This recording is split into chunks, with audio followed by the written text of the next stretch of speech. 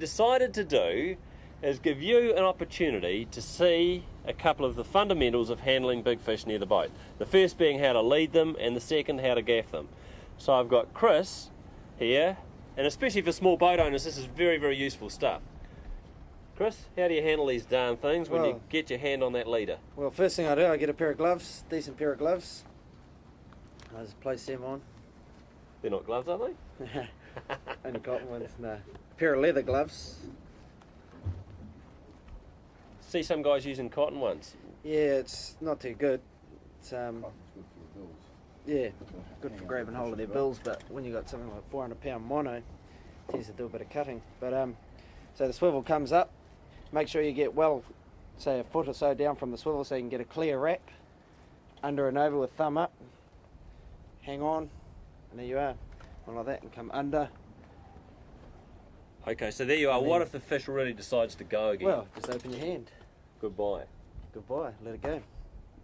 Now, previously we talked about winding the swivel to the rod tip and the angler backing the drag down. So if that fish goes again, everything goes. Yeah, the idea of that is so that you've got no weight behind you, nothing to keep it tight, because if somebody's pulling it tight behind you, it makes it hard on your hand. But if you can just sort of relax into it, just let it go, it'll go. Take off.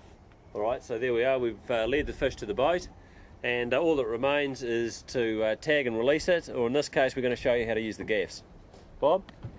Yeah, well, Graham, we've got two sorts of gaffs. This one here is for tuna, yellowfin tuna. When you gaff yellowfin tuna, you want a fixed gaff. You don't want a floating head, which we'll show you in a minute. And when you gaff a tuna, you want to keep your boat going probably at about the same speed as a tuna. If you can get him going at the same speed, when you trace him, he'll come up alongside your boat and swim with your boat. And then you just take, when you gaff, you've got to be very definite about what you do. And you wait your chance, and as soon as your fish is in the right position, you gaff him, and try and gaff him a tuna around about the gill plates or somewhere about there. Okay. And hit him hard and hang on to your gaff, because he'll go for it for a bit. And lift him out of the water as quickly as you can and hold him in the air. Then lift him into the boat. Okay, so that's with a fixed handle. That's with a fixed handle gaff. What about the big boys? Now, for the bigger fish, you get into what we call the flying gaff. And the flying gaff, the head will actually come right off. Which I've got it actually at the moment clipped on here with a rubber band at this end. Okay. Now with a big fish, they do different things at the boat.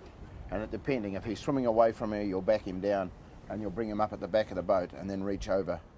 And after the deckie's traced him close enough, and gaff him as he's going away from you. But you try and gaff a marlin around about the top of the dorsal and around the gill plate area, that area too. That big meaty spot. The big meaty spot in there.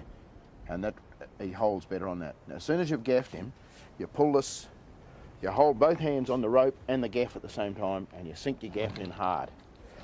And then you pull that and pulls the rubber off there, hang onto your rope and shake your handle free so that it comes out.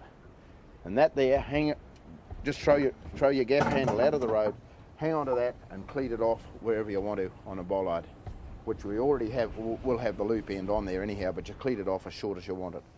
And then you can deal to him with another gaff the same way if you want to. Okay. Are these things fine to use in small boats, small runabouts? Yeah, they're fine to use in that, yeah. Long as you've got a good bollard at the back that you can put your rope on. It's not going to get ripped off. Yeah, well that's right, yeah. Yeah, they don't, marlin are usually fairly docile at the boat. Some of them go a bit silly. But mostly you've worn them out to a stage where they're pretty tired when you get them to the boat anyhow.